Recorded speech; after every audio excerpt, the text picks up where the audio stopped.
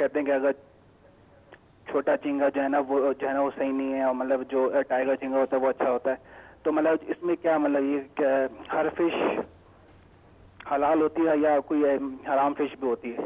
ٹھیک ہے جہاں زیب آپ جو ہے وہ ہمارے ساتھ ہی رہیے، انشاءاللہ آپ کے سوالات کو پروگرام میں شامل کرتے ہیں. مفتی صاحب سی فوڈ کے حوالے سے انہوں نے پوچھا. سب سے پہلے تو یہ لفظ صحیح افطرا یفطرو افطارن، یعنی زیر کے ساتھ پڑھا جائے گا افطار، روزہ کھولنا، اس کو ہم یوں لیں گے، یا کھولنا کسی چیز کو، ٹھیک ہے، اس تو کو لفظ افطار ہوگا. افطار زیر کے ساتھ ہے، افطار نہیں ہے.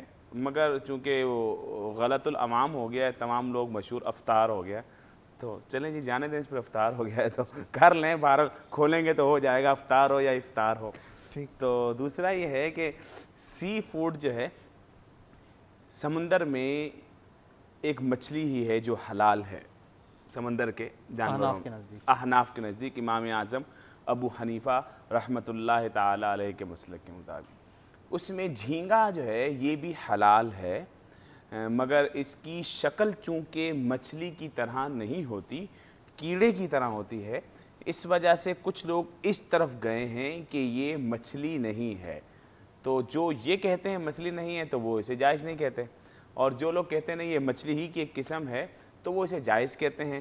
بعض فقہا نے اسے مکروہ کہا ہے، ویسے ہم اس کو مچھلی جائز کی بھی کہتے ایک ہیں ڈیفینیشن بڑے کو. لکھی ہوئی ہے کہ جو پانی کے بغیر نہ رہے، تو جھینگا بھی جو ہے وہ اسی اس میں آئے گا، تعریف میں آئے گا یا ہٹ کر آئے گا؟ ہاں، مچھلی اس کے اوپر اطلاق مچھلی کا کیا جاتا ہے، اور اعلیٰ حضرت امام اہل سنت مجدد دین و ملت امام احمد رضا خان علیہ رحمۃ الرحمن نے یہی ثابت کیا کہ یہ مچھلی ہی کی ایک قسم ہے، تو اس لیے اس کا کھانا جائز ہے. ہاں، اتنا چھوٹا جھینگا کہ جس کی آلائش نہ نکالی جا سکے تو اس کا کھانا علماء نے مکروہ تحریمی قرار دیا. جیسے اتنی چھوٹی مچھلی کہ جس کی آلائش نکالے بغیر اس کو کھانا ممکن نہ ہو، تو اس کا بھی یہی حکم ہے. غالباً وہ اسمال، اس لیے وہ چھوٹی کی وہ بات کر رہے تھے. اچھا مفتی صاحب، آپ نے بتایا کہ فرما رہے تھے آپ ابھی کچھ دیر پہلے کہ سورج غروب جب ہو جائے تو اس کا تعین کر لیا جائے کہ سورج غروب ہوا ہے یا نہیں ہوا.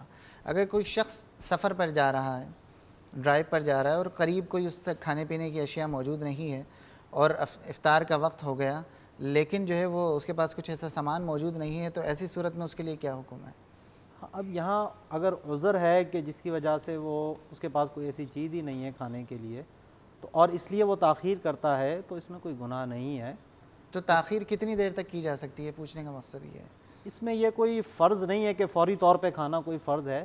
یہ سنت ہے کہ جلد سے جب جیسے ہی رات ہونے کا یقین ہو جائے تو اب جلد سے جلد افطار کر لی جائے، کیونکہ آپ علیہ الصلوۃ والسلام نے فرمایا کہ میری امت خیر پر رہے گی جب تک افطار میں جلدی کرے گی.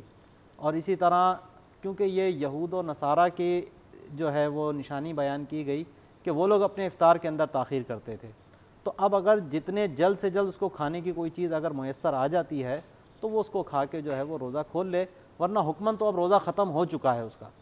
اگر وہ کچھ نہیں بھی کھاتا تو اب روزے کا حکم اس کا ختم ہے. جو روزے کی پابندی تھی وہ ساری کی ساری اب ختم ہو چکی ہے. اب یہ سنت ہے اس کے لیے کہ وہ کھا پی کے اس سنت کو ادا کر لے. ٹھیک، ایک کالر ہمارے ساتھ لائن پہ موجود ہیں. السلام علیکم. وعلیکم السلام سر، کامن سعید بات کر رہا ہوں.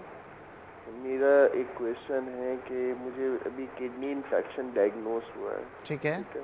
اور ڈاکٹر نے مجھے کہا ہے کہ اس کی وہ یورین میں اسٹون ہے، تو 3 دن کے لیے آپ روزہ مت رکھیں، کیونکہ کنٹینیوسلی پانی کی جو انٹیک ہے مجھے بہت زیادہ بڑھانی ہے. تو اسٹون کی وجہ سے آپ کو جو ہے وہ درد بھی رہے؟ بالکل درد ہے. میرے لیور وہ جو کڈنی کا سائز ہے وہ بڑھ چکا ہے کافی. ٹھیک ہے. ٹھیک ہے، تو انہوں نے کہا ہے کہ ڈاکٹر نے کہا آئی ڈونٹ نو، درد تو میرے لیے بیئریبل ہے، لیکن شاید اٹ میں بھی کڈنی کا انفیکشن بڑھ سکتا ہے، آئی ڈونٹ نو.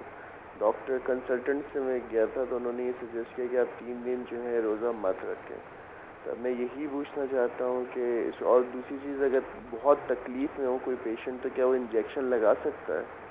حالت روزہ میں آپ پوچھنا چاہ رہے ہیں؟ جی بہت زیادہ. تو آپ کو اس کے ساتھ کچھ اینٹی بایوٹکس وغیرہ بھی دی ہوں گی ڈاکٹر سے، اور اس وہ کا بالکل وہ ڈیوریشن پورے دن انہوں نے مجھے دوا دی ہے جو کہ مجھے یوز کرنی، جس سے میرا یورین کا جو انٹیک ہے وہ یورین جو ہے وہ بہت زیادہ بڑھ جائے گا، جس سے شاید اسٹون کے پاس ہونے کا پروبیلٹی ہے.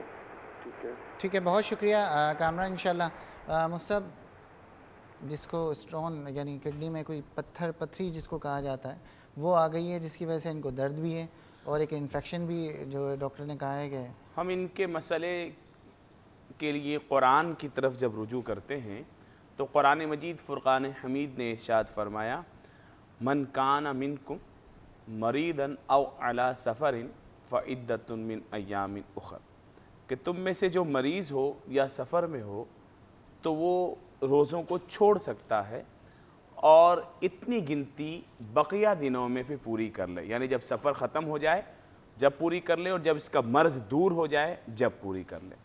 اور آگے یہ بھی ارشاد فرمائے، سنا ان کو ڈاکٹر کی ایڈوائس ہے، تو اگر کوئی واقعی ماہر اور غیر فاسق طبیب یعنی جو شرعی احکام بھی جانتا ہو کہ یار اللہ رسول کا فرمان ہے یوں، تو آج کل تو یہ ہے نا کہ نہ خود روزہ رکھیں نہ کسی کو رکھنے دیں، تو ایسے طبیب کی بات پر عمل نہیں کیا جانا چاہیے. ایسے طبیب جیسے آپ ہیں ماشاءاللہ، حافظ قرآن بھی ہیں اور ڈاکٹر بھی ہیں، شرعی احکام سمجھتے ہیں. چینل پہ بیٹھ کر ڈاکٹرز کا نہیں کریے. نہیں میں ڈاکٹرز تو ہم ڈاکٹرز کو کوئی بھی ڈاکٹر آج کے دور میں ایسا نہیں ہے جو پیشنٹ کو نہیں سر آپ ایسا نہ کہیں. نہیں میں آپ کو یقین سے کہہ رہا ہوں کہ کوئی بھی ایسا ڈاکٹر نہیں ہوگا. ہم ساری باتیں اپنے لوگوں کے بارے میں نہیں کہتے ہیں، آپ ڈاکٹروں کی نہیں، میں ڈاکٹرز کے بارے میں کہہ سکتا ہوں کیونکہ کوئی بھی ڈاکٹر جان بوجھ کے نہیں کہے گا. نہیں اصل میں پتہ کیا ہے، مسئلہ یہ ہے کہ کتب فقہ میں جو اس کی وہ لکھی نا وضاحت، اس میں لکھا طبیب حاذق اور ظاہری طور پر وہ فسق سے بھی بچا ہوا ہو، یعنی